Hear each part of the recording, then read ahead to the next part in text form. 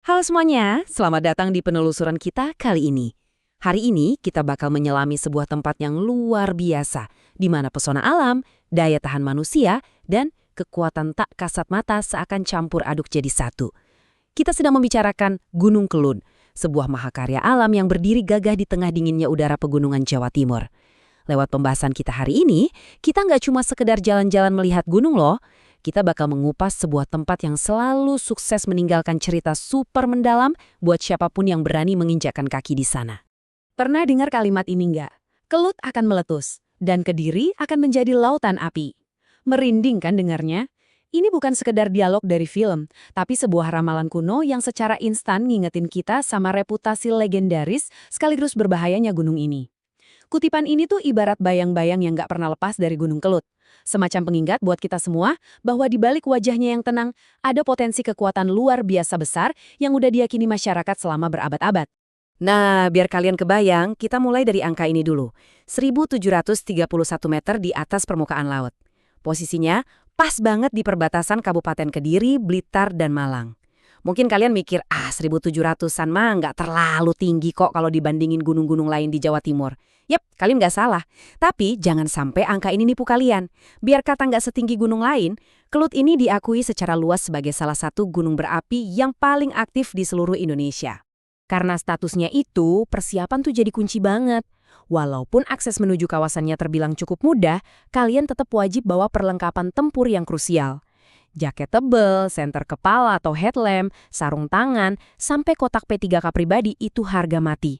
Kenapa? Karena cuaca di Kelut itu gampang banget berubah. Bisa tiba-tiba anjlok jadi dingin banget di malam hari, apalagi kalau kabut tebel udah turun. Ingat ya, di alam liar, keselamatan itu nomor satu. Dan barang-barang inilah yang bakal jadi tameng pertama kalian. Sekarang, coba deh kalian bayangin perjalanannya. Biasanya, pendakian itu dimulai malam-malam dari arah kota Kediri. Pas di jalan, ada sensasi transisi yang kerasa banget. Semakin kalian naik mendekati area gunung, lampu-lampu kota perlahan mulai hilang. Ganti jadi jalanan yang gelap gulita.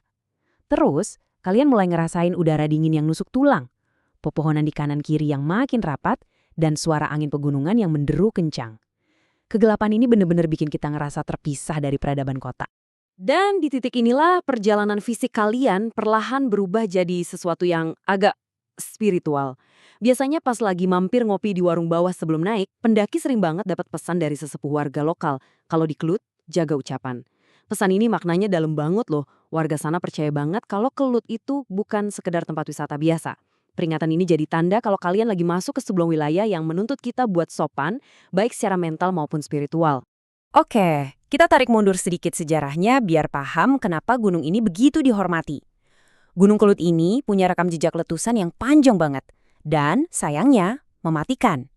Dari zaman kerajaan kuno dulu, gunung ini udah berkali-kali meletus, dan secara drastis ngubah bentuk landscape di sekitarnya. Jadi, sejarah panjang ini bukan cuma sekedar catatan masa lalu, tapi semacam siklus yang terus berulang, sampai puncaknya di era modern yang mungkin masih segar di ingatan kita. Ngomongin soal daya hancurnya, kita nggak bisa lepas dari kejadian tahun 2014. Itu momen di mana Kelut meletus dengan sangat-sangat dahsyat. Kabarnya, suara dentumannya aja kedengaran sampai radius ratusan kilometer. Gila kan? Belum lagi abu vulkaniknya yang bikin langit siang bolong jadi gelap gulita kayak malam. Bandara-bandara terpaksa tutup dan ribuan warga harus dievakuasi ninggalin rumah mereka. Letusan ini saking kuatnya, sampai-sampai bentuk kawah Kelut berubah total secara permanen. Tapi pesona Kelut ini nggak berhenti di urusan geologi aja. Kita juga harus bahas mitologinya. Pernah dengar kisah Lembu Suro? Dia ini sosok sakti berkepala lembu yang cintanya ditolak mentah-mentah sama Dewi Kilisuci, putri dari kerajaan Kediri. Demi nolak secara halus, sang putri ngasih syarat yang nggak masuk akal. Bikin 2 sumur di puncak gunung cuma dalam 1 malam. Tapi di luar dugaan, Lembu Suro hampir berhasil. Karena panik, sang putri akhirnya curang dan menjebak Lembu Suro di dalam sumur itu. Nah, pengkhianatan inilah yang memicu kutukan mematikan yang ceritanya masih menggema di tanah Jawa sampai sekarang. Legenda Lembu Suro ini bukan cuma sekedar dongeng pengantar tidur buat masyarakat sekitar. Secara turun-temurun, warga di sana percaya kalau aktivitas vulkanik modern yang terjadi di Kelut itu berhubungan erat sama amarah dan kutukan Lembu Suro yang dikhianati. Ini jadi satu contoh menarik banget kan?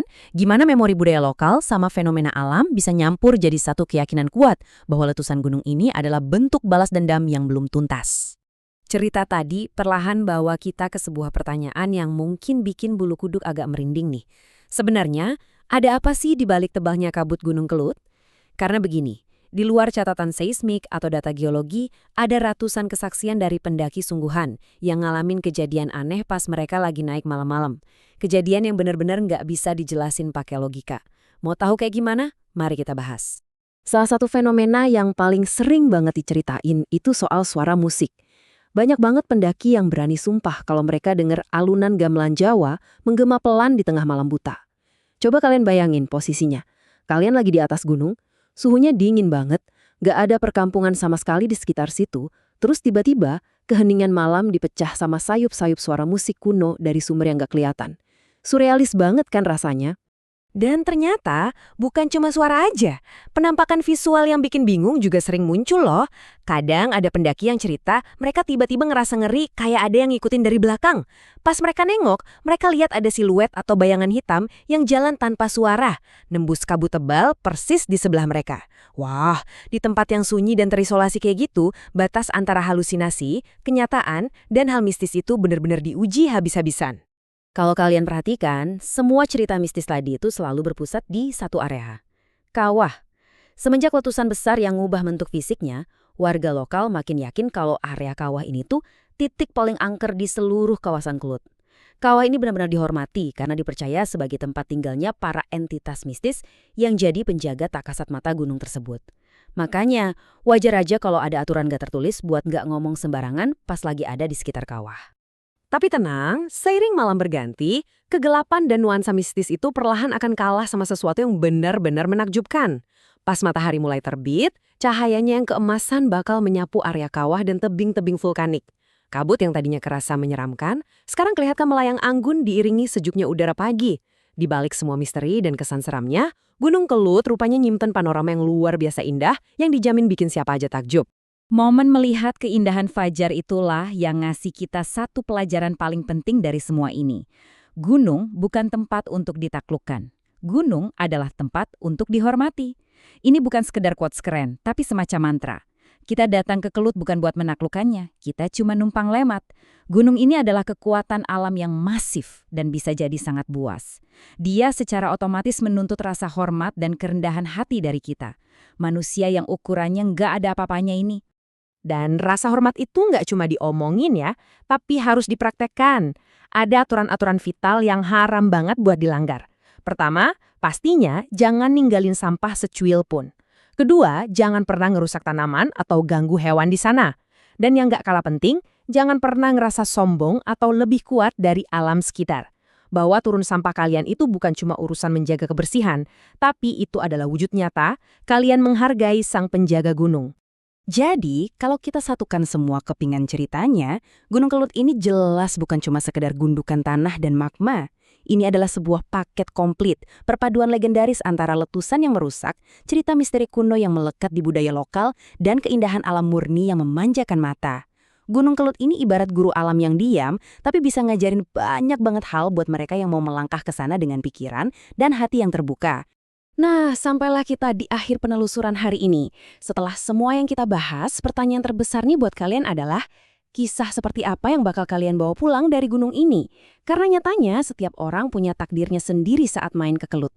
Ada yang pulang dengan rasa takjub akan kekuatannya, ada yang pulang bawa cerita mistis, atau mungkin sekedar ngerasain kedamaian pas ngelihat matahari terbit di kawahnya. Terima kasih ya udah ngikutin pembahasan ini sampai akhir. Sampai jumpa di penelusuran kita yang selanjutnya.